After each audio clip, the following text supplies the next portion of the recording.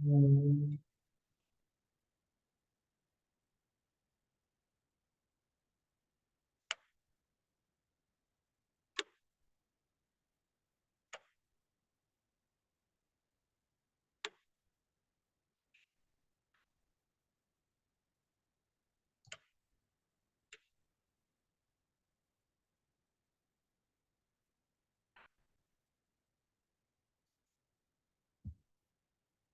Okay, today we will discuss about different paradigms.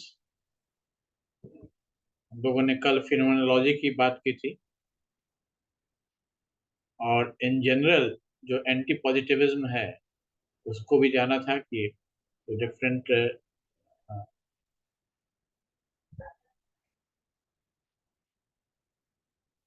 Paradigms हैं against positivism के, उनका common feature क्या है, उनमें कॉमन टेनेट्स क्या है। तो हमने देखा कि जब हम लोग फिनोमेनोलॉजी की बात कर रहे थे तो हम लोगों ने जो कॉमन टेनेट्स देखे थे वो फिनोमेनोलॉजी में भी देखे। आज हम लोग तीन चार चीज़ों की बात करेंगे। एक तो इथनोमेथोडोलॉजी की बात करेंगे, सिंबॉलिक इंटरैक्शनिज्म की बात करेंगे, कंस्ट्रक्शनिज्म की बात करेंगे और थोड़ा सा अंत में पोस्ट स्ट्रक्चरलिज्म और पोस्ट मॉडर्निज्म की बात करेंगे संक्षेप में। क्योंकि ये सारी चीज़ें, जितनी भी चीज़ों के नाम का नाम हमने लिया, सब एक दूसरे से जुड़ी हुई हैं। और जैसा कि हमने कल भी चर्चा की थी कि बहुत ही ओवरलैपिंग है, एक में जो चीज़ कही जा रही है दूसरे में बहुत कुछ चीज़ें उससे कॉमन है, आइडियाज सेम है। कई बार लगता है कि इन लोगों ने अलग अलग क्यों कर लिया। तो उसका उत्तर भी हम लोगों ने पहले ही देखा था, दिया था मैंने आपको कि एक बात तो ये थी कि ये अलग अलग जगहों पर इस पर काम हो रहा था, लोग अपनी तरफ से सोच रहे थे और एज ए कैरियर जो लोग एकेडमिक्स में अपना कैरियर के रूप में एकेडमिक्स में शामिल होते हैं, वो हमेशा एक नए विजन को डेवलप करने की कोशिश में रहते हैं, जिससे कि पहले से जो चीज़ें हमारी समझ में है, हमारी समझ का को पहले से बेहतर किया जा सके और उनको एज ए पर्सन, उनको एज ए प्रोफेशनल भी फायदा हो और वो उनका करियर का भी ग्राफ आगे बढ़े। तो ये सब बहुत सारे फैक्टर्स हैं जिसके कारण अ, आप देखेंगे कि इन लोगों ने बहुत सारे कॉमन चीज़ों को लेकर के और कुछ कुछ उसमें यूनिकनेस डाल करके अपना अपना पैकेज तैयार किया है।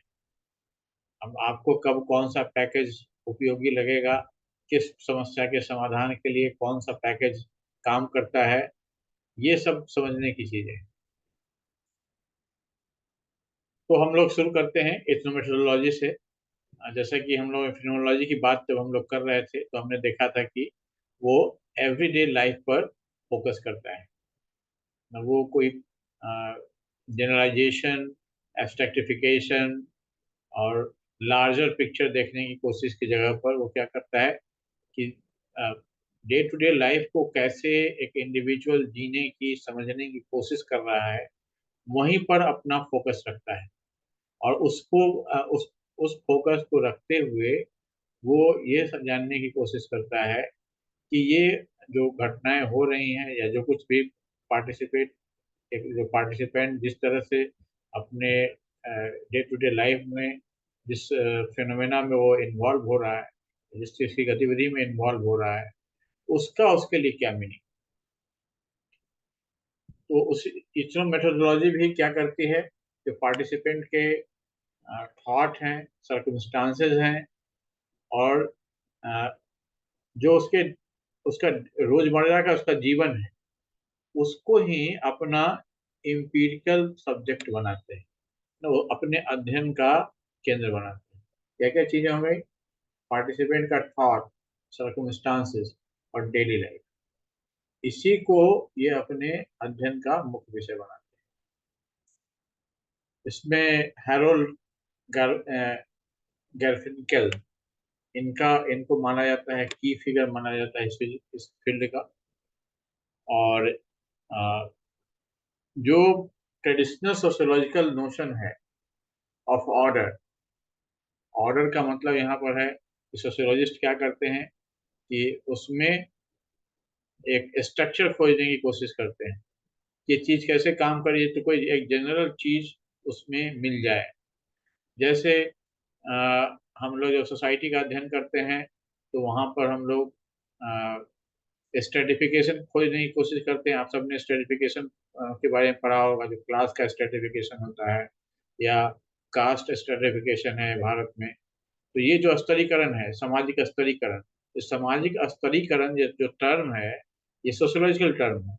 तो सोशियोलॉजिस्ट ने का की कोशिश ये होती है कि हम किसी चीज को समझें तो उसका ऑर्डर को समझें, ना कि वो चीज को समझें।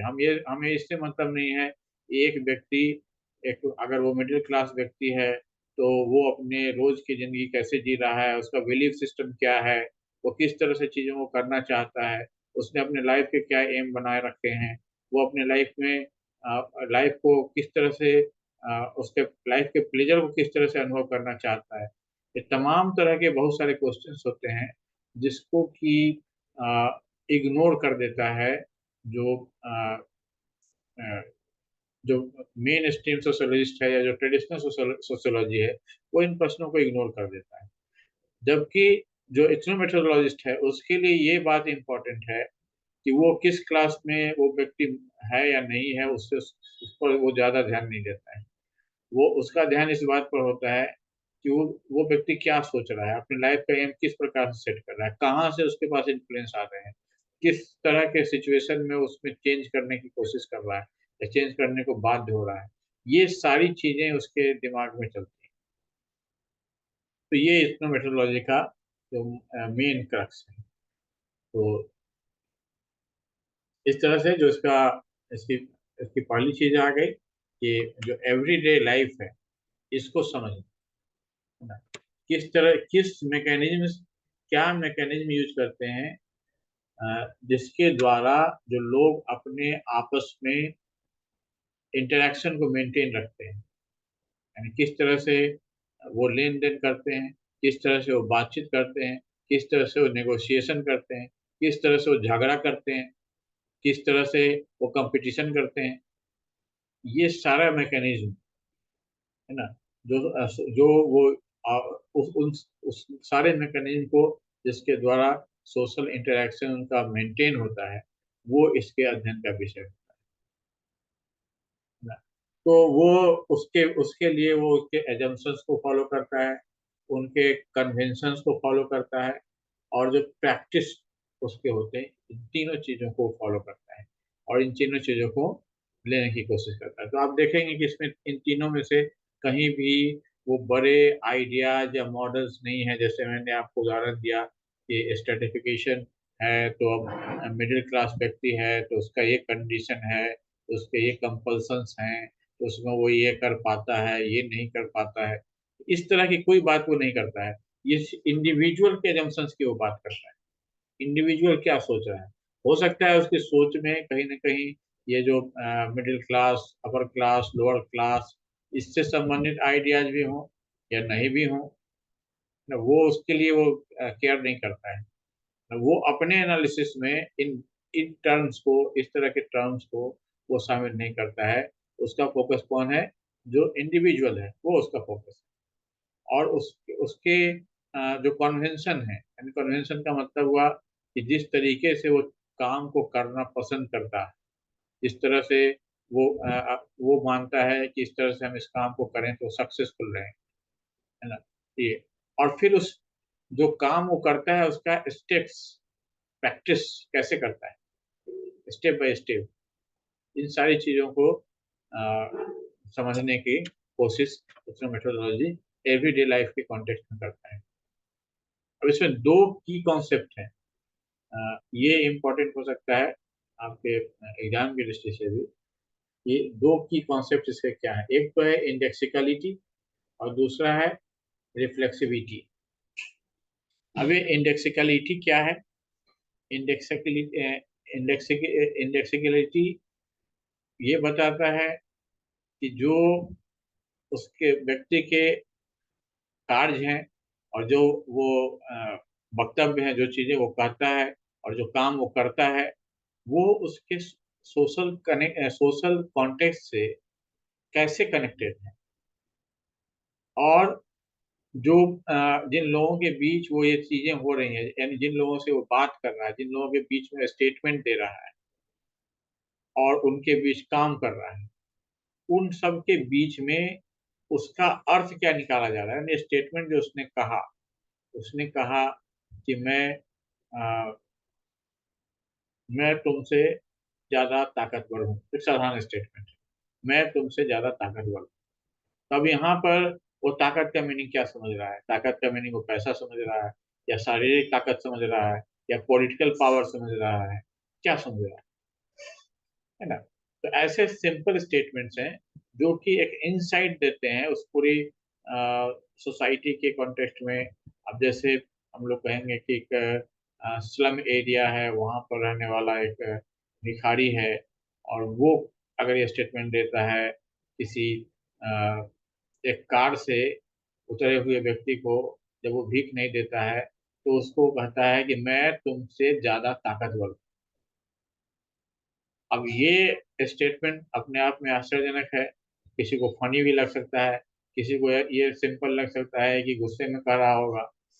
लेकिन जो इथनोमेट्रोलॉजिस्ट है, वो जानना चाहेगा कि उसके पीछे की उसकी सोच क्या है। ऐसा उसने कार से उतरते हुए आदमी को, उस भिखारी ने क्यों कहा कि मैं तुमसे ज्यादा ताकतवर हूं?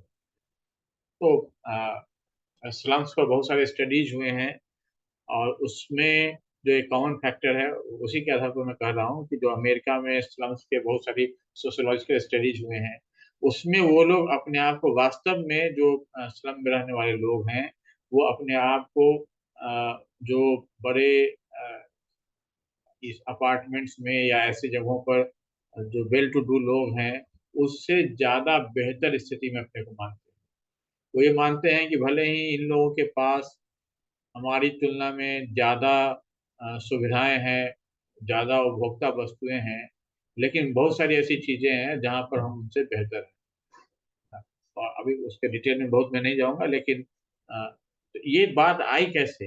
वो ये कॉन्सेप्ट जो स्टडी, जो सोशियोलॉजिकल स्टडी है, वो इस दृष्टिकोण से, जो एथनोमेट्रोलॉजिस्ट हैं, उस दृष्टिकोण से जब उनका अध्ययन किया गया, तो वहां से ये बात निकल के आई कि भाई ये अ, हमारी नज़र में, आपकी नज़र में, जो गाड़ी से चलते हुए इनको साइड में देखते हैं तो इनको बेचारा समझते हैं, लेकिन ये लोग भी हम लोगों को उतना ही बेचारा समझते हैं जितना बेचारा हम लोग इन लोगों को समझते हैं। तो ये बड़े ही एक इंटरेस्टिंग बात होती है अपने आप में समझने की। तो इस तरह की चीज़ें जो इन लोगों को न केवल एक आधार देती है जिसके आधार पर ये अपना एक पॉजिटिव व्यू पॉइंट के साथ अपनी लाइफ को डील करते हैं, बल्कि इनको एक तरह का पावर और कॉन्फिडेंस और सेल्फ कंटेनमेंट, ये सारी चीजें इनको महसूस कराती हैं। दूसरा जो कॉन्टेक्स्ट है इसमें, उसको हम लोग कहते हैं रिफ्लेक्सिबिलिटी। और रिफ्लेक्सिबिलिटी क्या होती है कि जो सोशल सेटिंग का विवरण जिस परिस्थिति में है, जैसे हमने उदाहरण भी दिया कि जो स्लम एरिया है, स्लम एरिया का सोशल सेटिंग क्या है। सोशल सेटिंग से मतलब है कि कौन से लोग वहाँ रह रहे हैं, और वो लोग किस तरह से रह रहे हैं, किस तरह का रिलेशनशिप उन लोगों में है, क्या किसी तरह की हायरार्की है, क्या उनका कोई लीडर है, या सब सेपरेट इंटिटी के रूप में रहते हैं, क्या सेटिंग है, क्या वो एक दूसरे की सुनते हैं, या किस तरह से वो व्यवहार करते हैं। तो ये रिफ्लेक्सिविटी जो है, ये किस चीज पर जोर देता है कि जो अकाउंट, सोशल सेटिंग का जो विवरण हम लोग देते हैं ना, उसमें और सेटिंग में, इसमें क्या संबंध है ना, ये रिफ्लेक्सिविटी। अब ये चीज आपको थोड़ा हो सकता है जटिल हो समझने में, लेकिन इसको सिंपल इस तरह से समझिए कि जैसे हमने उदाहरण दिया स्लम एरिया का और भिखारियों का, तो अब वो अपने स्थिति को, अपने कंडीशन को कैसे उस पर रिफ्लेक्ट कर रहे हैं। आप और हम क्या करेंगे, उनको देखेंगे, बाहर से देखेंगे कि ये लोग रह रहे हैं एक ऐसे सोशल कंडीशन में जहाँ इनको कोई बेसिक सुविधाएं नहीं है, सैनिटेशन नहीं है, प्रोटेक्शन नहीं है, डिजीज से जूझने के लिए प्रॉपर फूड नहीं है ना। बहुत सारी चीजें हम लोग केवल ना ना ना ना ना, no no no no no, ऐसे हम लोग उसको करेंगे। जबकि ये देखेंगे अपने आप को कि एक सोशल इनजस्टिस के कारण वो वहाँ है। ये एक तरह का जो उनका इंटरप्रिटेशन क्या है कि हम यहाँ क्यों हैं, तो उनके लिए ये इम्पोर्टेंट है कि you all owe them something. वो आपसे भीख मांगने के लिए ऐसे ही नहीं खड़े हैं, वो ये मांगते हैं कि हमारा अधिकार है, क्योंकि उस उनके उस स्थिति के लिए कहीं ना कहीं आप जिम्मेवार हैं, हम सभी जिम्मेवार हैं। इसलिए उनका अधिकार है कि उनको आज के भोजन के लिए आपको उनकी व्यवस्था करनी चाहिए। They are not begging, they are demanding.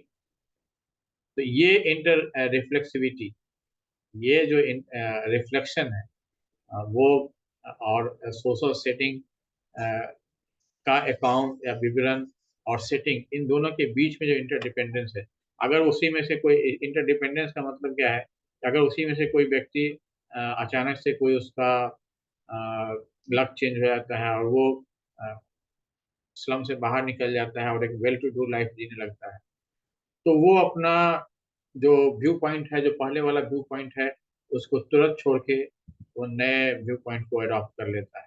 यानी जो पुराना था वो पीछे छूट गया, अब वो एक नए व्यू पॉइंट को अडॉप्ट कर लेगा। अब हम लोग भी देखते हैं, हम लोग अगर एक एरिया से दूसरे एरिया में चले जाते हैं, तो हम लोग या एक बेटर एरिया में चले जाते हैं, तो पुराने से हमारा संबंध छूट जाता है, हम लोग नए को देखते हैं और नए की ओर ध्यान देते हैं।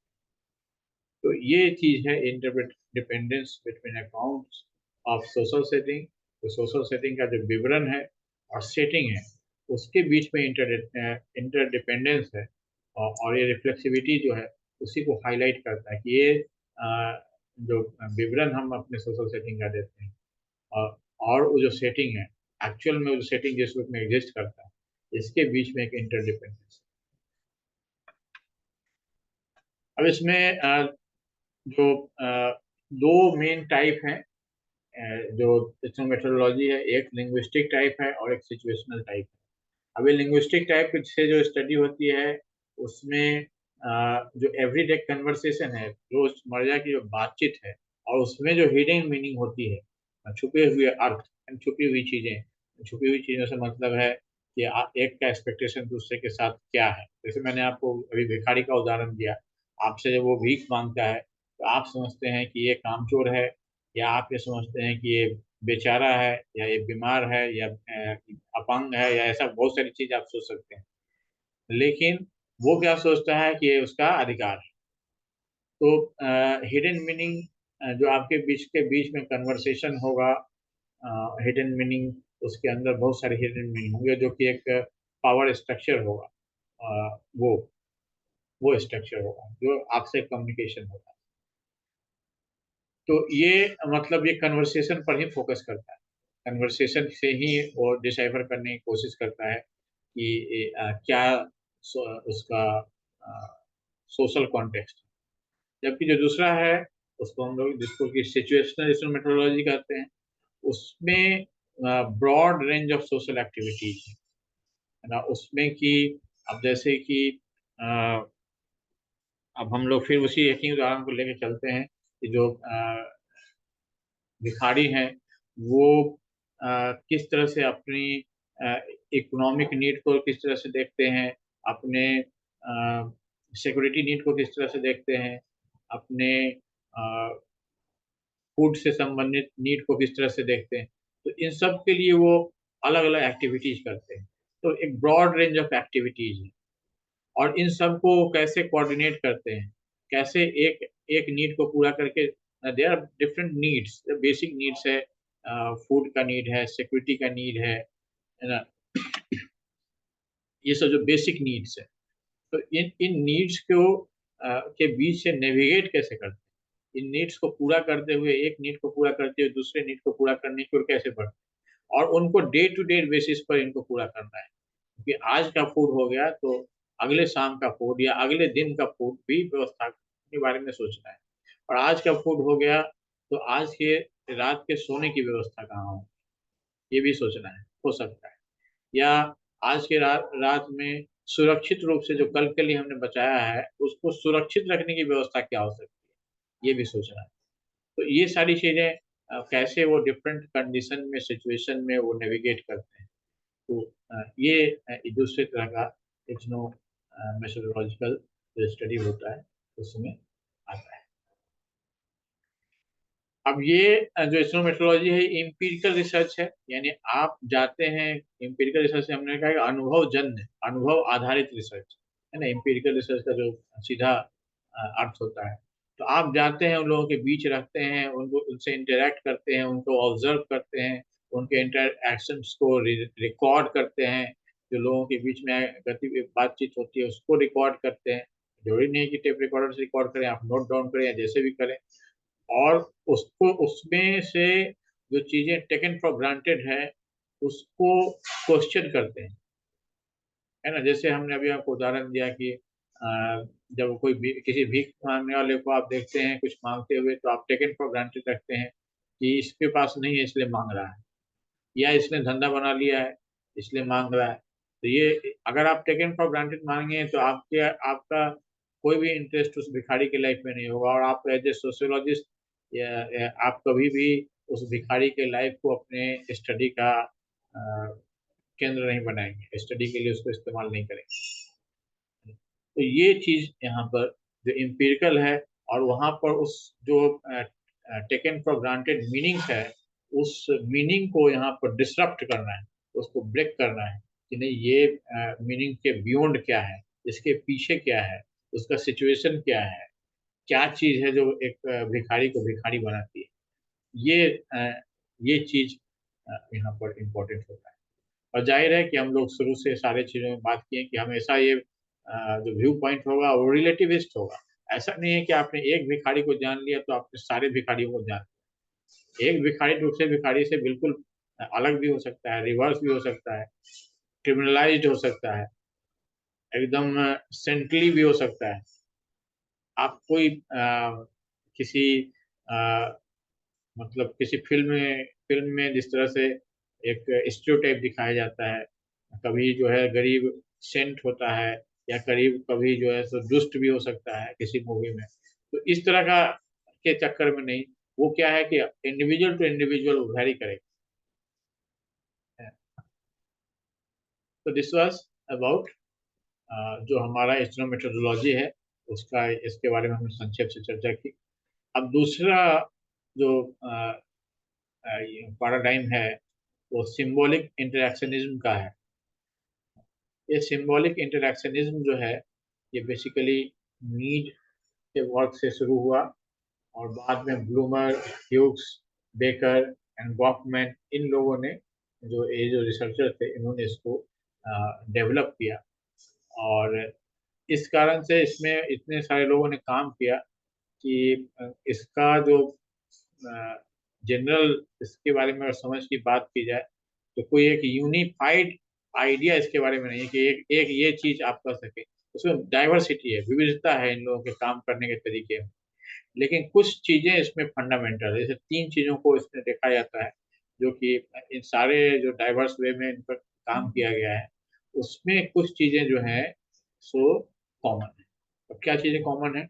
पहली चीज जो कॉमन है वो है मीनिंग एंड सिंबल्स। अभी मीनिंग एंड सिंबल्स का क्या मतलब है कि अ, जब भी हम अपने सराउंडिंग के प्रति व्यवहार करते हैं तो हम मीनिंग और सिंबल्स में व्यवहार करते हैं। अब इसको इस तरह से समझ सकते हैं कि हम लोग दो तरह के, यहाँ दिया हुआ है, दो तरह के वर्ल्ड्स में हम लोग एग्जिस्ट करते हैं, टू डिस्टिंक्ट वर्ल्ड्स। एक वर्ल्ड है जो नेचुरल वर्ल्ड है, जो कि हमारे ड्राइव्स और इंस्टिंक्ट से काम करता है, जहाँ पर जो लैंग्वेज है, लैंग्वेज सिंबल है, लैंग्वेज सिंबल, सिंबल का मतलब जैसे कि हमने एक शब्द तय किया, उसका एक मीनिंग है ना, और उस जो मीनिंग है वो एक्चुअल में किसी चीज को, किसी भाव को या किसी वस्तु को रिप्रेजेंट करता है। तो यानी क्या हुआ कि जो हर एक शब्द है वो किसी न किसी चीज का सिंबल है, जिसके आधार पर हम उस सब ऑब्जेक्ट को आइडेंटिफाई करते हैं और उस ऑब्जेक्ट का अर्थ समझते हैं, है ना। तो जैसे अ, उदाहरण के लिए हम मान लें कि अ, एक कुत्ता, अब एक कुत्ता है, तो एक कुत्ता शब्द, अगर आप घर में बैठे हैं, अचानक बोलते हैं, एक शब्द बोलते हैं कुत्ता, तो अब इसका जो रिएक्शन हो, ये एक सिंबॉलिक वर्ड आपने कहा कुत्ता, अब इसका आपके घर में कुत्ता नहीं है लेकिन आपने अपने घर में कहा कुत्ता, अब वहां जो बैठे लोग हैं उनमें जरूरी नहीं है कि एक समान तरह की प्रतिक्रिया हो। उसमें अलग अलग तरह का इंस्टिंक्चुअल रिएक्शन जो है, मैंने इंस्टिंक्ट के लेवल पर अलग अलग तरह के रिएक्शन है। कुछ लोग जो कुत्ता से डरेंगे वो तुरंत भयभीत हो जाएंगे, कुत्ता कहाँ से यहाँ आ गया घर में, है ना। कुछ लोग जो सैनिटेशन से ज्यादा कंसर्न रहते हैं वो घबराएंगे कि अब ये कुत्ता घुस गया, अभी कितनी सफाई करनी पड़ेगी घर की। कुछ लोग जो कुत्ते को पसंद करते हैं वो थोड़ा मजे में आ जाएंगे कि अरे कुत्ता कहाँ से आ गया, देखें कौन सा कुत्ता है, पालतू है कि स्ट्रीट डॉग है, पता नहीं। तो एक ही सिंबल है, और ये जो चीज है कि इंस्टिंक्ट और हमारा जो उस पर उस नेचुरल वर्ल्ड में हम जिस तरह से रिएक्ट करते हैं, तो एक ही सिंबल के प्रति अलग अलग तरीके से रिएक्ट करते हैं। और उस चीज को समझना जो ये सिंबल का अर्थ अलग अलग कहाँ क्यों है, क्यों कोई व्यक्ति कुत्ते से डरता है, क्यों कोई व्यक्ति कुत्ते के कारण हुए गंदगी से डरता है, क्यों कोई व्यक्ति कुत्ते को पसंद करता है, इसके लिए उसके पर्सनल हिस्ट्री में जाना होगा, उसके एजम्पशंस में जाना पड़ेगा, है ना। और वो एजम्पशंस है, वो चीजें वहाँ कैसे उसने अपने अपने आसपास के सराउंडिंग से प्राप्त हुई या किसी पर्सनल इनकाउंटर से प्राप्त हुई। कोई ऐसा समय था जब कुत्ते ने उसको बहुत डरा दिया, इसलिए उसके जहन में बैठा हुआ है कुत्ते से डरना, या क्या हो सकता है। तो वो एक पर्सनल किस्म का एक सिचुएशन है। तो इस तरह की चीजें में जैसा कि क्लियर है कि कोई भी एजम्पशन हम लोग नहीं बनाते हैं इंस्टीट्यूशन के बारे में। जैसे कि हम लोग ये नहीं कहते हैं कि कुत्ता से कोई आदमी पसंद इसलिए नहीं करता है क्योंकि वो हिंदू है, हिंदू लोग कुत्ता को पसंद नहीं करते हैं, वो ज्यादा प्यूरिटन टाइप के होते हैं, और कुत्ता जो है सो एक गंदगी वाला जानवर है, तो इसलिए हिंदू ऐसा जिस काइंड ऑफ एक तरह से जो एजम्पशंस हैं, वो ऐसा कुछ हम लोग अवॉइड करते हैं इस तरह का मीनिंग मेकिंग से। दूसरी बात यह है कि ये जो मीनिंग एट्रीब्यूशन है ये कंटिन्यूअस चलता है लगातार, है ना। ये ऐसा नहीं है कि हमने एक फिक्स किया हुआ है, एक समय फिक्स कर लिया कि कुत्ते से डर लगता है, कुत्ते से डर लगता है, लेकिन हो सकता है सामने से आने वाला जो कुत्ता है वो बहुत ही छोटा क्यूट सा एक झबड़े वाला कुत्ता, उस तरह का कुत्ता है जो कि बहुत ही एक प्लीजेंट फीलिंग क्रिएट करता है। तो वैसी स्थिति में आप उससे नहीं डरेंगे, तो आप ये समझेंगे कि नहीं हम तो कुत्ते से डरते हैं, लेकिन ऐसा भी कुत्ता होता है जिसको कि लाइक कर सकते हैं, है ना। तो मीनिंग एट्रीब्यूशन जो है वो कंटिन्यूअस प्रोसेस है, ये कोई ऐसा नहीं है कि एक बार आपने उसको मीनिंग को फिक्स कर दिया दैट इज फॉर एवर, है ना। और इसलिए जो मुख्य चीज है कि जो इंडिविजुअल्स हैं मीनिंग को कंस्ट्रक्ट करते हैं, मॉडिफाई करते हैं, इवैल्यूएट करते हैं एंड नेगोशिएट करते हैं, है ना। जैसे जैसे उनका इंटरेक्शन होते जाता है तो वैसे वैसे वो सारी चीजें करते जाते हैं। जैसे अगर कभी कई बार होता है आजकल, आप में तो संभव है आप लोगों ने ऐसा नहीं देखा हो या अनुभव नहीं किया हो, लेकिन आप जा रहे होते हैं अचानक, एक बार मैं अपने एक फ्रेंड के साथ जा रहा था, अचानक एक सामने से व्यक्ति आया और उसने एक नाग सांप उसके गले में डाल दिया। तो आप समझ सकते हैं उस आदमी की स्थिति। जिसने एक नाग सांप को, एक सपेरे ने नाग सांप को उसके गले में डाल दिया, and it was kind of blackmailing कि निकालेंगे तभी जब तुम पैसा दोगे। ठीक है। तो अब वो आदमी, जाहिर है वो आदमी नहीं, हर एक आदमी नाग से बहुत डरता है। अब now how are you going to handle this? आप डरते हैं, लेकिन now you are in the situation जहां पर कि आप कोई ऐसा काम नहीं कर सकते, मतलब कोई आप उसे उससे एस्केप नहीं कर सकते। You are in that situation, that is a situation. अब वहां आप एस्केप नहीं कर सकते। तो सबसे पहले तो आपको क्या करना होगा, पहला तो आपको मॉडिफिकेशन होगा। जो स्नेक का फियर है उसमें मॉडिफिकेशन होगा, मॉडिफाई करना होगा उसको, है ना। आपको आप क्योंकि आप चिल्ला भी नहीं सकते हैं बहुत जोर से, क्योंकि आपको ये भी डर है कि बहुत जोर से चिल्लाएंगे तो ये सांप भी डर जाएगा और काट लेगा। तो एक फनी कंडीशन है और बहुत ही ड्रेडफुल कंडीशन भी है, दोनों तरह का एक मिक्स कंडीशन है। कि अ, उसमें क्या करना चाहिए। तो एक तो पहला हुआ मॉडिफाई हुआ, कि आप जो स्नेक का फियर है उसको मॉडिफाई कर रहे हैं। दूसरा हुआ कि इवेलुएट है कि आप इससे कैसे निकल सकते हैं। अब या तो उसको पैसा देना होगा या देने से इनकार करेंगे, दोनों सिचुएशन हो सकता है। उसको पैसा दें कि या नहीं दें, इसको इवेलुएट करना है। अनावश्यक इसको पैसा क्यों दें, ये ब्लैकमेल कर रहा है। ठीक है। और तीसरा ये होगा कि नेगोशिएट करें, नेगोशिएट करें कि नहीं जी पैसा नहीं देंगे, या 2-4 रुपया ले लो, 1-2 रुपये ले लो, ऐसा नेगोशिएट करें उससे। या उसको कहें कि देखो ये तुम ठीक नहीं कर रहे हो, इस तरह का काम करोगे तो तुमको पुलिस में ले जाएंगे। तो ये नेगोशिएट के लेवल हो गए। तो ये जिस तरह से वो इंटरेक्शन होता है, सिचुएशन, है ना। ये प्री गिवन कंडीशन क्या था, कि प्री गिवन कंस्ट्रक्ट क्या था, कि मुझे सांप से डर लगता है।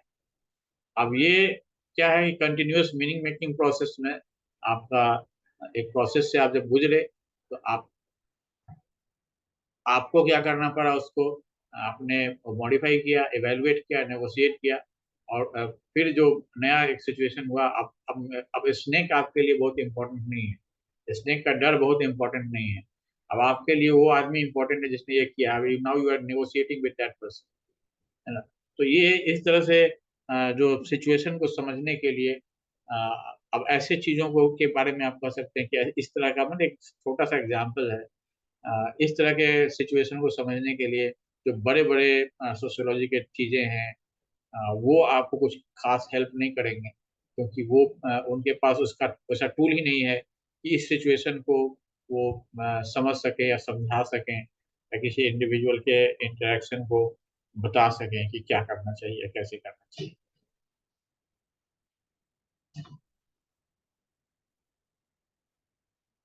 तीसरा जो इसका कॉन्टेक्स्ट है वो सोशल कॉन्टेक्स्ट और इंटरेक्शन का कॉन्टेक्स्ट है। कि जो मीनिंग एट्रीब्यूशन है वो हमेशा एक सोशल कॉन्टेक्स्ट में निकलता है ना। तो अब ये सोशल कॉन्टेक्स्ट में अनफोल्ड होता है, यानी किस सोशल कॉन्टेक्स्ट में आप रहते हैं, उस सोशल कॉन्टेक्स्ट में ये अनफोल्ड हो। एंड जो भी एक्शन आप लेना चाहते हैं, या आप जो करना चाहते हैं, वो एक्शन हमेशा क्या होता है कि जो दूसरे व्यक्ति का जो एक्शन है उसको रेसिप्रोकेट करने में, या उसके पैरेलल करने में, या उसके एकिन, उसके बराबर करने में, उस तरह से वो चलता है। Taking the role of the other, वो रोल आप दूसरे से लेते हैं। They anticipate how other might respond and how they themselves should act in various situations. They may try to manage the impressions others have of them, perform certain roles, and influence how situations are defined. तो ये social context है, इसको हम लोग हमेशा क्या करते हैं, एक तरह से रिप्रेजेंट करने की कोशिश करते हैं, री नेगोशिएट करने की कोशिश करते हैं, और इस रूप में रखने की कोशिश करते हैं कि अ, जो अलग अलग तरह का सिचुएशन है उसमें मुझे कैसा दिखना चाहिए, उसमें क्या कैसा दिखना सही होगा, किस रूप में बोलना सही होगा, है ना। तो ये इंटरेक्शन हमेशा सोशल कॉन्टेक्स्ट के साथ इंटरेक्ट होता रहता है, और उसके साथ उसका इंटरेक्शन चलता रहता है, और उसके रूप में वो सामने आता है। तो इस तरह से जो सोशल इंटरेक्शन सिंबॉलिक इंटरेक्शनिज्म है, उसका फोकस जो है वो इंडिविजुअल पर्सनालिटी ट्रेट या सोशल स्ट्रक्चर से मूव करके नेचर ऑफ इंटरेक्शन इटसेल्फ पर चला जाता है ना। जो नेचर ऑफ इंटरेक्शन है और इंटरेक्शन किस तरह से हो रहा है उस पर चला जाता है। जैसे हमने पर्सनालिटी ट्रेट का स्नेक का एग्जांपल दिया, उसमें पर्सनालिटी ट्रेट क्या था, वो उसमें फियरफुल था एनिमल के प्रति या स्नेक के प्रति, वो फेयरफुल ट्रेड था। सोशल स्ट्रक्चर क्या था, कभी उसका वो स्नेक रखने वालों को उसको उससे वो अलग था, वो उसको लो मानता था। लेकिन अब एक ऐसे सिचुएशन में आ गया जहां पर कि वो सुपीरियर हो गया, जिसको वो स्नेक वाले को, स्नेक चार्मर को, वो सफेरे को, जिसको कि वो इन्फीरियर मानता था पहले, ये अपने लाइफ के लिए छोटे जीवों को लेकर के और लाइवलीहुड के लिए ये काम करते हैं। हो सकता है कास्ट का भी फीलिंग हो उसके दिमाग में, बहुत सारी फीलिंग्स हो सकती हैं। वैसे से एकदम से नया सिचुएशन में अब यहाँ पर क्या है कि इंटरेक्शन हो रहा है। अब वो सारे जो टूल्स हैं कोई काम में नहीं आएंगे। वो और यहाँ पर जो इंटरेक्शन का जो नेचर है वो इम्पोर्टेंट हो जाता है। तो इसका मतलब क्या हुआ कि ये जो पूरा प्रोसेस डायनामिक होता है, मूविंग होता है, और जो ह्यूमन बींग्स हैं वो एक एक्टिव पार्टिसिपेंट के रूप में, सक्रिय कार्यकर्ता के रूप में लगातार मीनिंग मेकिंग करते रहते हैं। क्या मीनिंग होना चाहिए, वो मीनिंग इस सिचुएशन में हम का क्या मीनिंग है, क्या मेरे लिए रिपरकशन हो सकता है, ये सारी चीज़ों को वो कंटिन्यूअस जज करते हैं। सो ये हो गया कि जो इंडिविजुअल्स हैं वो पैसिव एंटिटी नहीं होते हैं, डायनामिक और रिस्पॉन्सिव होते हैं। और जो सिंबॉलिक इंटरेक्शनिज्म है वो world of meaning, symbol and ever evolving nature of social interaction, ये लगातार जो इंटरेक्शन का एवर इवॉल्विंग नेचर है, तो एक इंटरेक्शन से दूसरा इंटरेक्शन बनता है, दूसरे इंटरेक्शन से और बड़ा इंटरेक्शन बनता है, ये इस पर वो फोकस करता है। तो ये बात हम लोगों ने सोशल जो सिंबॉलिक इंटरेक्शनिज्म के बारे में हम लोगों ने बात की। अब हम लोग कंस्ट्रक्शनिज्म की ओर बढ़ेंगे। अगर आप कुछ पूछना चाहें इस बीच में तो पूछ सकते हैं। दो चीजें हम लोगों ने इथनोमेटोडोलॉजी की बात कर ली, सो सिंबॉलिक इंटरेक्शनिज्म की बात कर ली, दो चीजों की बात हमने कर ली। अब हम लोग कंस्ट्रक्शनिज्म की बात करेंगे, जिससे बहुत हद तक आपने अपने बीएड और एमएड के दौरान कुछ समझा होगा। यस संस्कृति।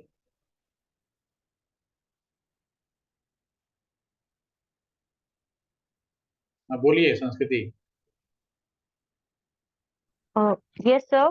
सर एक टर्म जैसे ये एथनो मेथोडोलॉजी है सर, एक टर्म होता है एथनोग्राफी। सर ये हाँ, दोनों सर एक एथनोग्राफी तो एक मतलब जी। एथनोग्राफी एक ब्रॉड टर्म है। एथनोग्राफी उसमें बहुत सारे तरीके आते हैं। एथनोमेट्रोलॉजी एक स्पेसिफिक तरीका है ना। एथनोग्राफी एक तरह से आप कह सकते हैं कि वो, उसमें बहुत सारे तरीके हैं ना। उसमें है तो वो भी इसी स्कूल ग्रुप का, जिसमें कि हम लोग इंडिविजुअल्स के डे टू डे लाइफ के डे टू डे इंटरेक्शन को हम लोग रिकॉर्ड करते हैं और मीनिंग मेकिंग करते हैं। अ, लेकिन ये स्पेशली उनके डे टू डे लाइफ पर फोकस्ड है, जबकि एथनोग्राफी में बहुत सारे कंसर्न होते हैं, जैसे कि उनके रिलीजियस बिलीफ के बारे में कंसर्न होता है, या उनके रिचुअल्स कैसे वो फॉलो करते हैं उसका कंसर्न होता है, सोशल रिलेशनशिप का क्या स्ट्रक्चर है उसका होता है ना। और उसमें वो हो सकता है कि स्ट्रक्चरलिस्ट हो। स्ट्रक्चरलिस्ट का मतलब हो गया, जैसे लेवी स्ट्रॉस का आपने नाम सुना होगा, तो वो स्ट्रक्चरलिज्म की बात करते थे कि यानी कि स्ट्रक्चर होता है, उसी स्ट्रक्चर में इंडिविजुअल्स काम करते हैं। और इथनोग्राफी का उद्देश्य है कि वो एम्पिरिकली जाकर के उस स्ट्रक्चर को समझने की कोशिश करें। अब जैसे स्ट्रक्चर है, जैसे कि पावर स्ट्रक्चर है, जिसमें एक लीडर होगा, फिर लीडर से नियरेस्ट एक सर्किल होगा, फिर उस उन नियरेस्ट लोगों का एक सर्किल होगा, और ऐसे करके नए नए सर्कल्स बनते जाएंगे, और वो जो सेंट्रल लीडर है उससे वो डिस्टेंस बढ़ता जाएगा, है ना। लेकिन वो सिचुएशन ऐसा होगा कि जो आउटर आउटर मोस्ट रिंग में भी जो लोग होंगे, वो किसी न किसी रूप में अपने आप को लीडर के साथ रिलेट करके देखेंगे। तो ये एक फंक्शनलिस्ट स्ट्रक्चरलिज्म है, जिसमें कि किस प्रकार से लीडरशिप काम करता है, उसका ये सर्किल के ऊपर सर्किल के ऊपर सर्किल, ये इस तरह से उसको समझने की कोशिश किया है। तो ये इथनोग्राफी में बहुत सारी चीजें हो सकती है, लेकिन इथनोमेट्रोलॉजी स्पेसिफिक बात करता है, इंडिविजुअल पर फोकस करता है, उसके इंटरेक्शन पर फोकस करता है, डे टू डे लाइफ पर फोकस करता है। तो इस रूप में वो आप कह सकते हैं कि उससे डिफर करता है और उससे अलग होता है। ठीक ओके है। Sir, thank you sir. अब तो कंस्ट्रक्शनिज्म की हम लोग बात कर रहे हैं। तो अब यहाँ पर कंस्ट्रक्शनिज्म में हम लोग, जैसा कि पहले से आप लोग जानते हैं कि जो इंडिविजुअल है वो सेंट्रल स्टेज ले लेता है, और एक्टिव एजेंट के रूप में अपना व्यू फॉर्म करता है, और जो लर्निंग प्रोसेस है उसमें इंगेज होता है ना। और जहाँ हम लोग पहले जो आइडिया है कि जो एक्सटर्नल फोर्सेस हैं, जैसे टीचर है, वो शेप कर रहा है एक्सपीरियंस को, वहाँ कंस्ट्रक्शन क्या कहता है कि लोग जो हैं या स्टूडेंट हैं, वो खुद से अपना एक्सपीरियंस जो है उसको कंस्ट्रक्ट करते हैं, सिलेक्ट करते हैं, कंस्ट्रक्ट करते हैं, और अपना पर्सपेक्टिव निर्माण करते हैं, और अपने नॉलेज का निर्माण करते हैं बनस्पत की जो टीचर के द्वारा दिए गए हैं। अब इसको थोड़ा सा मुझे लगता है, हालांकि बहुत बार आप लोगों ने इसके बारे में पढ़ा और समझा है, लेकिन थोड़ा सा इसको एलेबरेट कर देना चाहिए कि जब हम लोग क्लासरूम में टीचिंग करते हैं, तो हम लोग अपने तरफ से कुछ नॉलेज इम्पार्ट करते हैं, और नॉलेज इम्पार्ट करके हम लोग ये मानते हैं कि स्टूडेंट उस मेरे लॉजिक को फॉलो कर रहा है होगा। दिस इज द पॉइंट कि स्टूडेंट मेरे लॉजिक को फॉलो कर रहा होगा, क्योंकि हम जब भी कुछ नॉलेज इम्पार्ट करते हैं तो उसको एक लॉजिकल स्ट्रक्चर में रखते हैं, और अगर हम बहुत अच्छे टीचर हैं तो हम क्या करते हैं कि उसको डे टू डे लाइफ से जोड़ करके उस एक्सपीरियंस को उसको देने की कोशिश करते हैं। तो इस पूरी प्रक्रिया में जो एक चीज है वो है learning experience for the learner. Learning experience, जाहिर है लर्नर है उसके लिए ही लर्निंग एक्सपीरियंस है। तो लर्निंग एक्सपीरियंस एक ऐसी चीज है जो कंटिन्यूअस नहीं होगी, ये बीच बीच में होगी, कभी कभी होगी, और वो भी सबके लिए होगी ऐसा जरूरी नहीं, कुछ लोगों के लिए होगी। अब ये लर्निंग एक्सपीरियंस क्या होता है? लर्निंग एक्सपीरियंस ये होता है कि आपने जो कुछ भी अपना लॉजिक पेश किया, और जो भी एग्जाम्पल्स आपने पेश किए, कुछ लोग होंगे उनमें, आपके स्टूडेंट्स में से कुछ लोग होंगे जो उसको रिलेट करेंगे, और उनके लिए एक आहा फीलिंग आएगी, ओके या दिस इज, इसको बोलते हैं लर्निंग एक्सपीरियंस। और ये क्यों होता है? ये इसलिए होता है कि आप जो कुछ भी उसके सामने प्रस्तुत कर रहे होते हैं, एक तो आपका अपना एक पेस होता है ना, आप एक स्पीड से बढ़ रहे हैं। जैसे मान लीजिए मेरे सामने ये 8-9 पेज का या 7 पेज का ये डॉक्यूमेंट है, और मुझे मालूम है कि 1 घंटे में मुझे इस पूरे डॉक्यूमेंट को आपके सामने रख देना है। तो जाहिर है कि मैं एक पर्टिकुलर पेस फॉलो करूंगा, जिससे कि मैं वो जो टाइम फ्रेम है उसको कंप्लीट कर सकूं। अब ये इस तरह का ही टाइम फ्रेम हम लोग स्कूल में या क्लास में फॉलो करते हैं, 35 मिनट, 40 मिनट, 45 मिनट जनरली होता है। तो उस टाइम फ्रेम में आपको कई सारे काम करने होते हैं, और उसके बीच में आपको टीचिंग करनी होती है। तो अकॉर्डिंगली आप अपने पेस से, एग्जाम्पल से, लॉजिक से, इन सारी चीज़ों को लेकर के तैयार होकर के लेसन प्लान से तैयार करके अपने टीचिंग एड के साथ आप वहाँ पहुँचते हैं, और वहाँ पर आप अपनी कोशिश करते हैं कि हम इस चीज़ को समझा देंगे आज बच्चों को। लेकिन होता क्या है कि जो पेस ऑफ है टीचिंग है वो भी सबके लिए सुटेबल हो, जरूरी नहीं है। जो रियल लाइफ एक्सपीरियंस आप बात कर रहे हैं वो सबके रियल लाइफ एक्सपीरियंस में, सबके लाइफ एक्सपीरियंस में हो चुका हो, जरूरी नहीं है।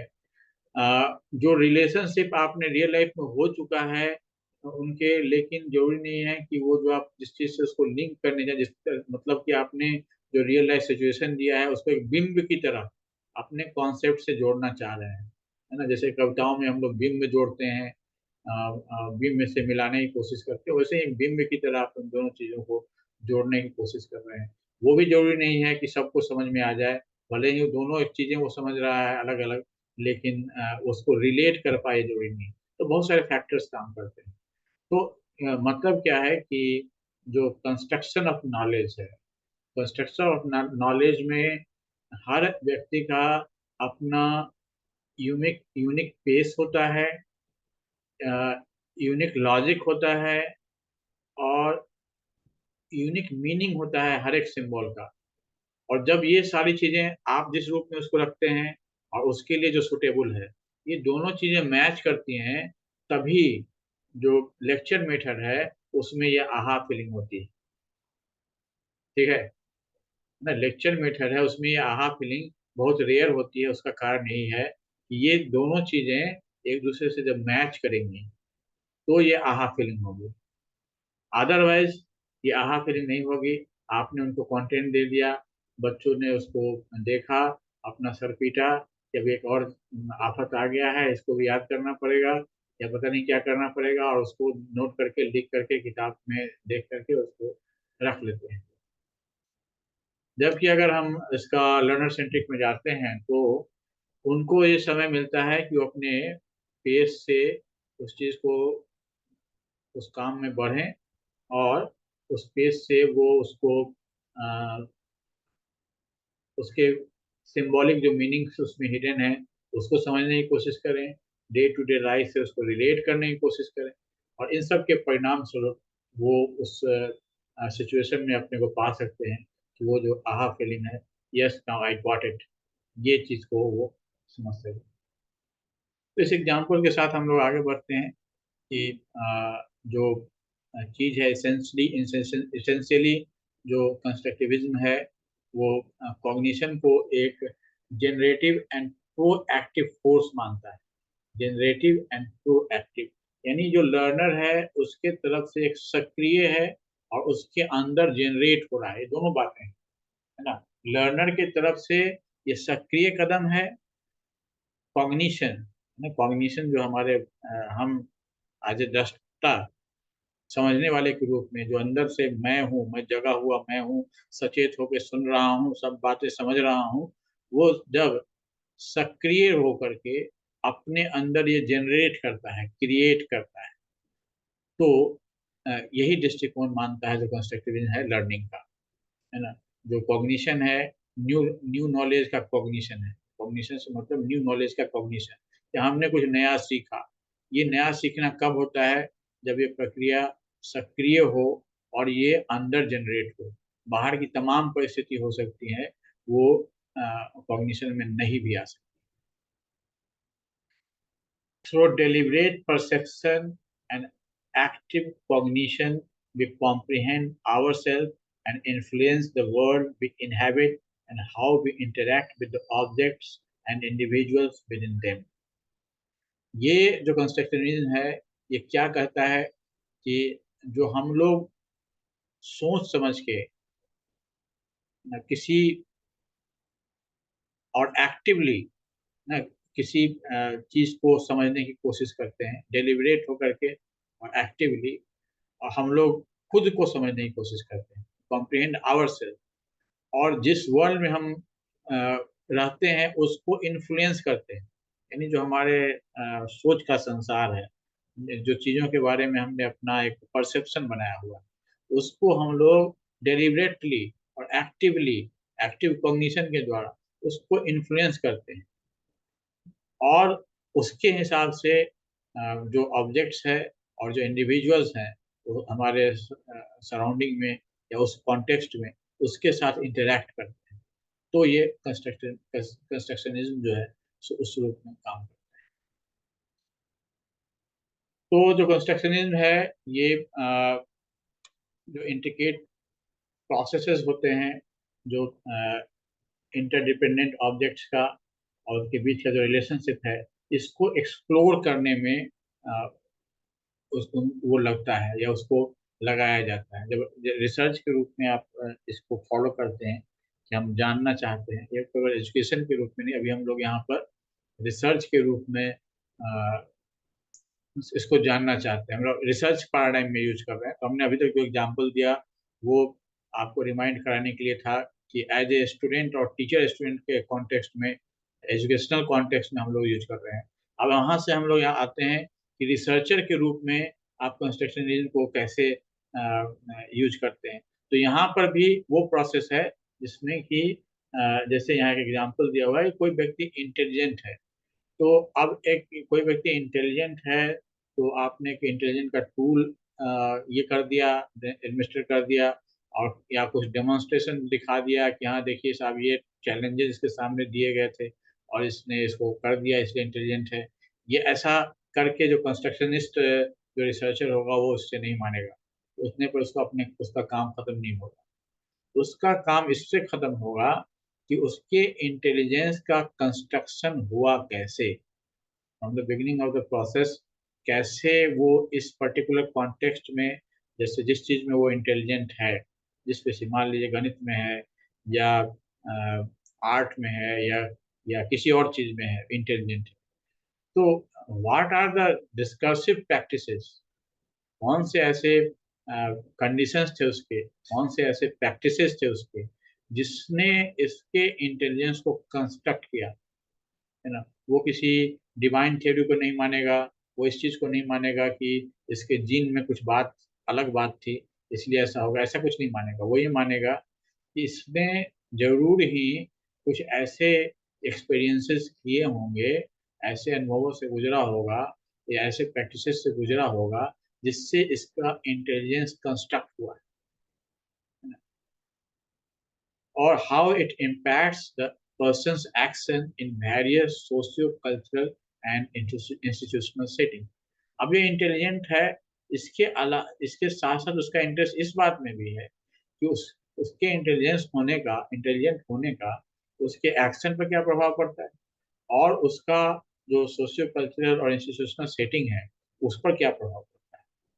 ठीक है, तो ये जो बेसिक सिचुएशन है, ये कंस्ट्रक्टिविस्ट का कंसर्न होता है, और कंस्ट्रक्टिविस्ट इस रूप में रिसर्च में कंस्ट्रक्शनिज्म को समझने की या करने की कोशिश करते हैं। उसी में उसका जो कंस्ट्रक्शनिज्म का एक सबसेट है जिसको कि सोशल कंस्ट्रक्शनिज्म कहते हैं।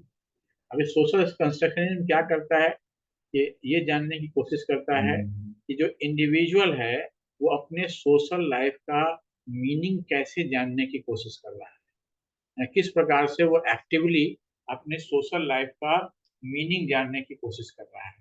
जैसे कि एक बच्चा है जो कि अपने कैरियर की तलाश कर रहा है, तो वो अपने लाइफ की मीनिंग भी खोज रहा है इस रूप में, किस रूप में वो ज़्यादा अपने लाइफ को या अपने अपने आप को, अपने सारे पोटेंशियल को एक्चुअलाइज कर पाएगा। जो हाईएस्ट स्टेज की बात मैस्लो करते हैं, वहां तक पहुंचने के लिए भी सोच सकते हैं। हालांकि वो एक हायर स्टेज हुआ तो वो हायर लेवल, हायर ज़्यादा उम्र के लोगों के बीच में आएगा।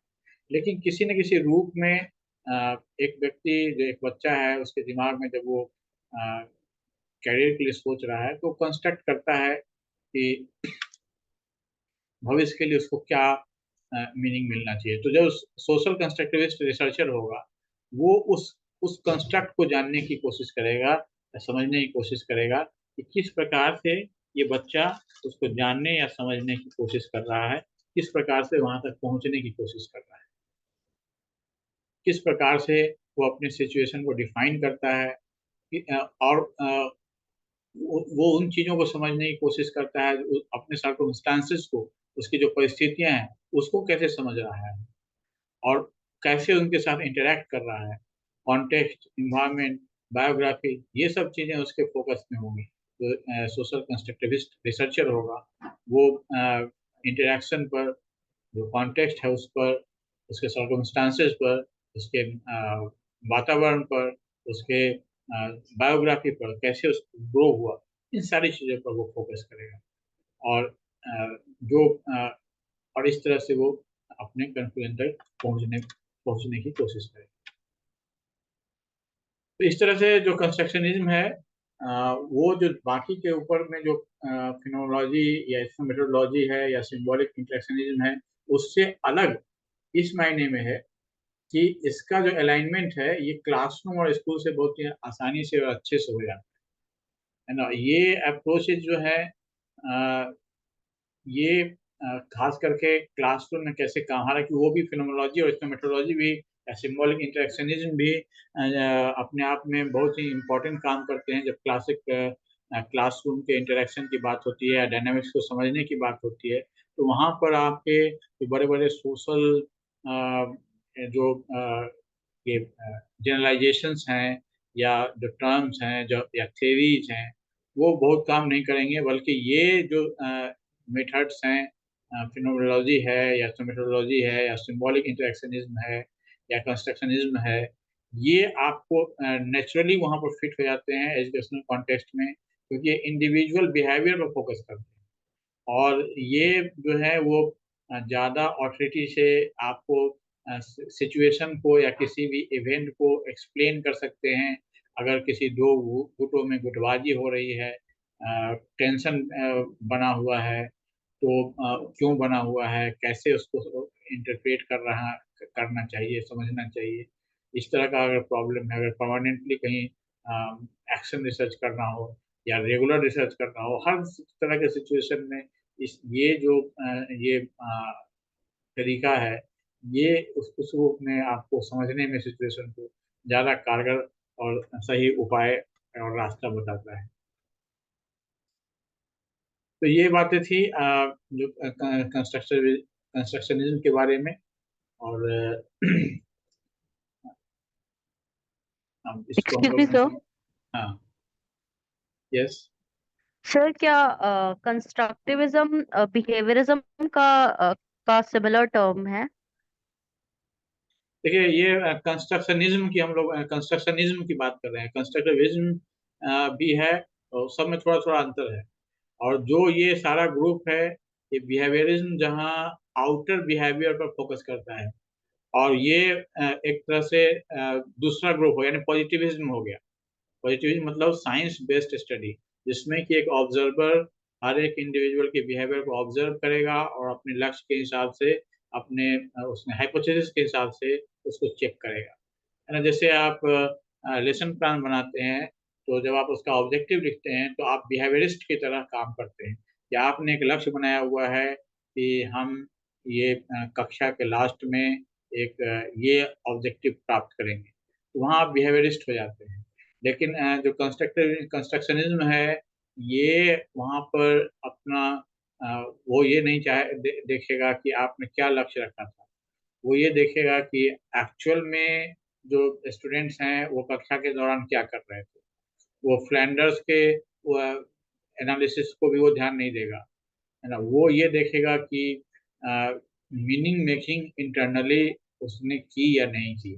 यानी जो पूरा बिहेवियरिज्म है, ये बाहर बैठ करके आप स्टूडेंट के भाव भंगिमा, उसके बोलने, उसने क्या बोला, कितना उत्तर दिया, ये सब चीजें देख करके तय होता है। जबकि जो कंस्ट्रक्शनिज्म है, वो स्टूडेंट के साथ इंटरेक्ट करके ये जानने की कोशिश करता है कि कैसे जब उसके सामने नए आइडियाज आए तो उसके अंदर क्या प्रक्रिया चली, कैसे उसके साथ उसने इंटरेक्ट किया, क्या किस चीज से उसने उसको रिलेट किया, ये समझने की कोशिश करेगा।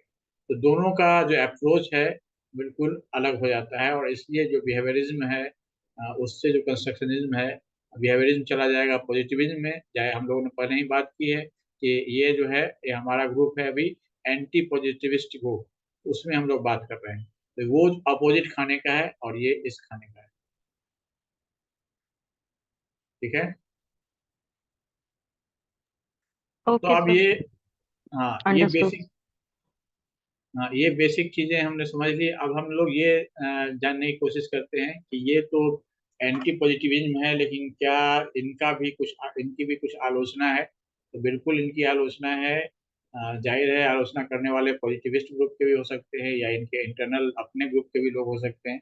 हर चीज़ के का अपना अपना लिमिटेशन होता है।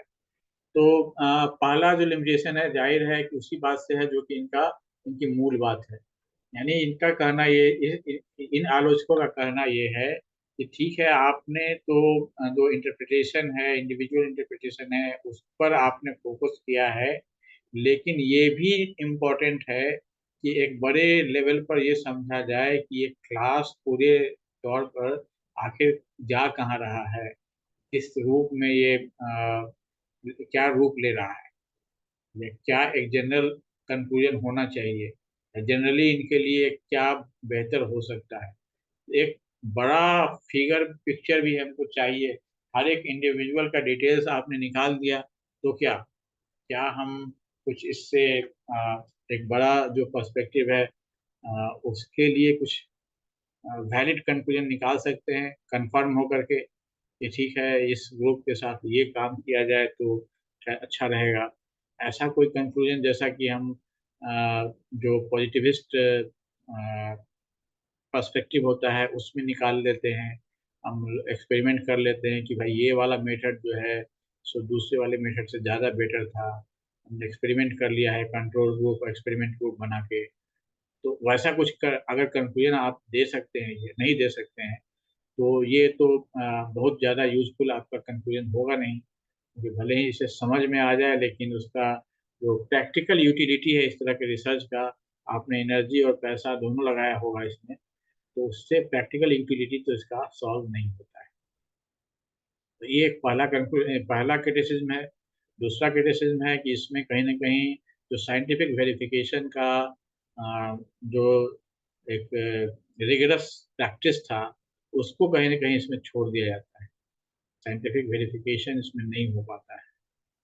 हाँ, ये ये जो है सो एक लिमिट है इसका कि ये जिस चीज़ को सबसे ज़्यादा हमने कल बात की थी कि जो एक गोल्ड स्टैंडर्ड होता है, एक्सपेरिमेंटल रिसर्च को गोल्ड स्टैंडर्ड बोलते हैं, तो उस तरह का गोल्ड स्टैंडर्ड इसमें कुछ निकल के नहीं आता है।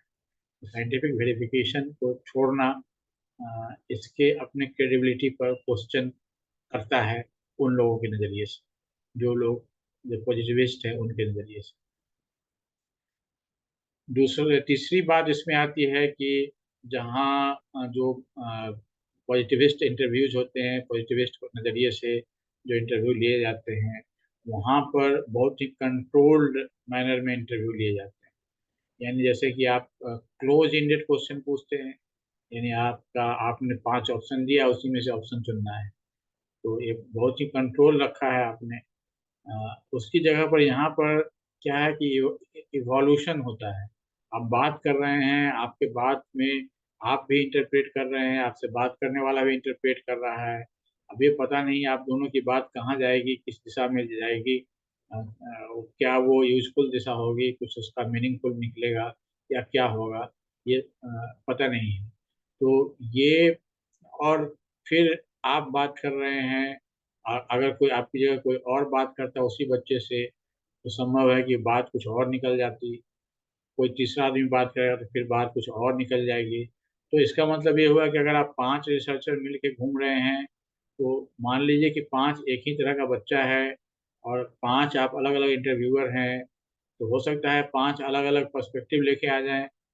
जबकि अगर एक ही आदमी 5 से बात करता तो हो सकता है कॉमन पर्सपेक्टिव आता। तो ये एक चैलेंज है, क्योंकि आप एकदम लेस कंट्रोल इंटरव्यूज के आधार पर आप अपना कंक्लूजन निकालने की कोशिश कर रहे हैं। तो बहुत सारी चीज़ें हैं, वेरिएबल्स हैं, जिसको वेरिएबल्स यहाँ इस्तेमाल नहीं होता है। जब हम वो एक्सपेरिमेंटल रिसर्च करते हैं या उस तरह का रिसर्च करते हैं, वहाँ पर सर्वे रिसर्च करते हैं, वहाँ पर वेरिएबल इस्तेमाल होता है। लेकिन अभी हम समझने के लिए आपको कह रहे हैं कि बहुत सारे ऐसे फैक्टर्स आ रहे हैं जो कि आपके कंक्लूजन की विश्वसनीयता को चैलेंज कर रहे हैं। उसी तरह से जब आप सब्जेक्टिव रिपोर्ट पर पूरा रिलाई करते हैं कि जो इंडिविजुअल कह रहा है अपने बारे में कि हमने ये महसूस किया, तो वो अपने आप में इनकम्प्लीट या मिसलीडिंग हो सकता है, क्योंकि अपनी परिस्थिति को उस व्यक्ति ने कितना समझा है, उसकी मैच्योरिटी कितनी है, वो कितना दूसरों से इन्फ्लुएंस है, कितना वो दूसरों को कॉपी कर रहा है, ये सब बातें आपको पता नहीं है। तो ऐसी स्थिति में हो सकता है आपने एक बात सुनी तो दूसरे ने उसको सुन करके तो अपने अपना एक कुछ नया धारणा बनाया, और इस तरह से आपके सामने जो आ रहा है वो एक मिसलीडिंग या इनकम्प्लीट टाइप का एक सब्जेक्टिव रिपोर्ट आ रहा है, जो भी अपने आप में एक कंफ्यूजन, वैलिड कंफ्यूजन में पहुंचने में एक चैलेंज हो सकता है। उसी तरह से नेग्लेक्ट ऑफ जो पावर एंड एक्सटर्नल फोर्स को नेग्लेक्ट किया जाना, जैसे कि आप जब क्लासरूम कंडीशन में बात कर रहे हैं तो जाहिर है कि वो एक पावर सिचुएशन में है। पावर सिचुएशन से मतलब क्या है कि वो एक ऐसे सिचुएशन में है जहाँ वो कुछ बोलेगा तो उसकी रिपोर्टिंग हो सकती है जो वहाँ पावर होल्डिंग बॉडी है, जैसे एडमिनिस्ट्रेशन है, प्रिंसिपल है, टीचर है, या तो उसके बारे में कोई बता सकता है, तो उसका इन्फ्लुएंस आएगा। आप जो उससे बात कर रहे हैं, मान लीजिए स्कूल के व्यवस्था पर बात कर रहे हैं, तो जाहिर है कि वो इस बाते में सकुचा करके संभल करके बात करेगा, बनस्पत की अगर आप उससे उसके घर पर बात कर लें या रास्ते में कहीं बात कर लें तो वहाँ एक अलग सिचुएशन में वो बात करेगा। तो जो एक्सटर्नल फोर्स है या पावर है उसको जब आप पूरी तरह से इग्नोर करके केवल इंडिविजुअल पर्सपेक्टिव पर फोकस करते हैं तो आप कहीं ना कहीं ये डायमेंशन जो है, जो पावर का डायमेंशन है, जो एक्सटर्नल फोर्सेस का डायमेंशन है, जो इन्फ्लुएंस कर रहा है, उसको आप छोड़ देते हैं, उसको आप भूल जाते हैं, और उससे भी आपका जो रिजल्ट की वैलिडिटी है उस पर उसका असर पड़ता है। तो इस तरह से हम लोगों ने जो क्वालिटेटिव अप्रोचेज हैं, जो एंटी पॉजिटिविज्म है उसके जो निगेटिव एस्पेक्ट्स हैं उसके बारे में हमने समझा और जाना। अब हम लोग बहुत ही संक्षेप में पोस्ट मॉडर्निज्म और पोस्ट स्ट्रक्चरलिज्म को एक छोटे से डिस्कशन में समझ लेंगे। ये अपने आप में भी एक बहुत बड़ा एक कहानी है, लेकिन ये चूंकि हमने बहुत सारी बातें इसकी डिस्कस कर ली हैं इसलिए हमने शॉर्ट में रखा है, क्योंकि इससे अक्सर प्रश्न आते हैं, तो शॉर्ट में इसको हम डिस्कस करेंगे। बाद में फिर कभी कॉन्टेक्स्ट आएगा तो इसको हम विस्तार से बात करेंगे। तो पोस्ट मॉडर्निज्म जो है ये, जैसा कि जनरली क्वालिटेटिव स्टडी में देखा जाता है कि ये जो वर्ल्ड को ऑब्जेक्टिवली स्टडी किया जा सकता है, इसी बात को चैलेंज करता है। We can study the world objectively, और उसको न केवल हम लोग ऑब्जेक्टिवली स्टडी कर सकते हैं बल्कि ग्रैंड नैरेटिव्स और एब्सोल्यूट नॉलेज की सहायता से एक्सप्लेन कर सकते हैं। इस चीज को ही चैलेंज करता है। यानी हम बड़े बड़े ग्रैंड आइडियाज बना करके, जैसे कि मार्क्सिज्म एक ग्रैंड नैरेटिव तैयार करता है जिसमें कि कम्युनिज्म, साम्यवाद या समाजवाद, ये जो ग्रैंड नैरेटिव तैयार करता है, ये सब ग्रैंड नैरेटिव जो है, या पूंजीवाद, ये सब चीजें जो ग्रैंड नैरेटिव्स हैं जिसमें जिसके आधार पर हम चीजों को एक्सप्लेन करने की कोशिश करते हैं या ऑब्जेक्टिवली जानने की कोशिश करते हैं, उसको ये चैलेंज करता है। और ये क्या कहता है कि किस चीज़ पर जोर करता है कि जो एक्चुअल में जब फंक्शनल लेवल पर जो जहाँ चीज़ें हो रही हैं वहाँ पर ग्रैंड नैरेटिव्स नहीं होती हैं, और उसके जगह पर क्या चीज़ें हम देखेंगे जब हम वहाँ जाएंगे फील्ड में स्टडी करने के लिए, तो वहाँ हमें डाइवर्सिटी, सब्जेक्टिविटी एंड इंडिविजुअलिटी, ये तीन चीज़ से हमारा सामना होगा, है ना। विविधता से हमारा सामना होगा। जो हमने एक जनरल मान के चला था कि हम मिडिल क्लास या स्लम ड्वेलर्स का स्टडी करने जा रहे हैं जो कि एक ऐसे होंगे, जब आप वहाँ जाएंगे तो आप उनकी डाइवर्सिटी को देखेंगे, उनकी सब्जेक्टिविटी को देखेंगे, उनकी इंडिविजुअलिटी को देखेंगे, हर चीज़ उनका अलग अलग, हर इंडिविजुअल अलग अलग होगा। तो ये ग्रैंड नैरेटिव्स का विरोध करता है या उसको रिजेक्ट करता है। उसके बाद local, individual and particular context पर इम्फेसिस करता है। ये जनरलाइज, यूनिवर्सलाइज ऐसे किसी आइडिया पर फोकस नहीं करना चाहता है। और टेम्पोरलिटी एंड कॉन्टेक्स्ट, किस परिस्थिति में हो रहा है और किस टाइम में हो रहा है, ये दोनों चीजें पर फोकस करता है। और टाइम, स्पेस एंड कल्चर, इसी में मीनिंग खोजने की कोशिश करता है ना। ये किसी थ्योरी के अगेंस्ट में जानने की कोशिश नहीं करता है, बल्कि उस टाइम, स्पेस एंड कल्चर के कॉन्टेक्स्ट में उसको समझने की कोशिश करता है। और इसमें मल्टीपल इंटरप्रिटेशन को सेलिब्रेट किया जाता है, उसको अच्छा माना जाता है, बनस्पत की कोई सिंगुलर और यूनिवर्सल रेशनलिज्म कि मैं ही सही हूँ और इसको एक्सप्लेन करता हूँ, उसकी जगह पर मल्टीपल इंटरप्रिटेशन को ये माना जाता है कि हमने डिफरेंट डायमेंशन से इस चीज को कवर किया है, तो सब मिला करके हमने इस सिचुएशन को बेहतर रूप से समझा है, बनस्पत इस बात के कि कोई एक यूनिवर्सल या सिंगुलर रेशनलिज्म, हमने सिंगुलर तर्क हमने प्रस्तुत कर दिया और ये मान लिया कि ये ज्यादा अच्छी व्याख्या है। और इसमें रिलेटिविज्म होता है, जो भी क्या नॉलेज बन के आ रहा है, निकल के आ रहा है, वो रिलेटिव ही है ना, तुलनात्मक है। उसी तरह से जो नॉलेज है वो ह्यूमन है, सोशल कंस्ट्रक्ट है, और जो वर्ल्ड है उसका मल्टीपल इंटरप्रिटेशन हो सकता है। तो ये पोस्ट मॉडर्निज्म था, तो हम लोग पोस्ट स्ट्रक्चरलिज्म देखते हैं। इसमें क्या है कि जो स्ट्रक्चरल फंक्शनलिस्ट व्यू था, जैसे कि लेवी स्ट्रॉस का मैंने नाम लिया था, उसको ये चैलेंज करता है। हमने उदाहरण दिया था कि लेवी स्ट्रॉस किस तरह की बात करते हैं, जैसे कि एक स्ट्रक्चर है, एक पावर स्ट्रक्चर है, लीडर है, तो उसके आसपास एक क्लोज क्लोज ग्रुप होगा, उसके फिर उस क्लोज ग्रुप का क्लोज ग्रुप होगा, और फिर उसके तो इस तरह से वो फंक्शन करेगा। लीडरशिप फंक्शन कैसे करेगा, तो इस ग्रुप वाले इसमें फंक्शन करेगा। तो ये स्ट्रक्चर है जिसको कि फॉलो करके लीडर अपने आप को स्टेब्लिश करता है, लिंक बना करके, फिर उसके विरोधी भी होंगे, उसके साथ उसका लिंक होगा। तो ये ज्यादा विरोध पर ये ध्यान नहीं देता है, ये इस पर ध्यान देता है कि चूंकि सोसाइटी में चीजें चल रही हैं, जो भी व्यवस्था चल रही है, क्लास व्यवस्था चल रही है, या कास्ट व्यवस्था चल रही है, तो जाहिर है उसका कुछ फंक्शन होगा, यूजफुल फंक्शन होगा, इसलिए चल रही है। तो वो यूजफुल फंक्शन क्या है, क्या चीजें सर्व कर रही है, सोसाइटी क्यों इसको यूजफुल मांग रहा है, तो ये उस हिसाब से देखता है। तो इसको ये खारिज करता है पोस्ट स्ट्रक्चरलिज्म। ये क्या कहता है कि जो इंडिविजुअल एजेंसी है वो इम्पोर्टेंट है, और जो एक्टर है वो इंडिविजुअल है, इसलिए वो कोई पैसिव एक्टर नहीं है, वो रूल के हिसाब से काम करने वाला नहीं है, वो इंडिविजुअल है और अपना डिसीजन खुद से ले रहा है। और जो इंडिविजुअल्स है उसमें डाइवर्सिटी है ना, और class, ethnicity, gender, social group, इसका इन सब का इंटरसेक्शन है ना, और कॉन्ट्राडिक्शंस उसके कारण क्रिएट होता है। तो ये इस पर जब हम किसी की स्टडी कर रहे हैं तो इन सब चीजों पर ध्यान देना पड़ता है। इसमें ये भी आइडिया कि data, conversation and even artifacts can be considered as text open to different interpretation. अब ये टेक्स्ट जो है, एक इसमें टर्म यूज किया जाता है पोस्ट स्ट्रक्चरलिज्म में, टेक्स्ट। अब ये टेक्स्ट जो है उसमें डेटा भी आता है, बातचीत भी आती है, आर्टिफैक्ट्स भी आते हैं, क्योंकि टेक्स्ट का मतलब है कि ये क्या आपके आपके दिमाग में क्या रिफ्लेक्शन कर रहा है, क्योंकि हर एक रिफ्लेक्शन को हम वर्ड के फॉर्म में देखते हैं। हमने कोई एक नई चीज देखी, तो उसको हम लोग एक वर्ड का फॉर्म देते हैं कि ये चीज होगी, या ये काम के लिए होगी।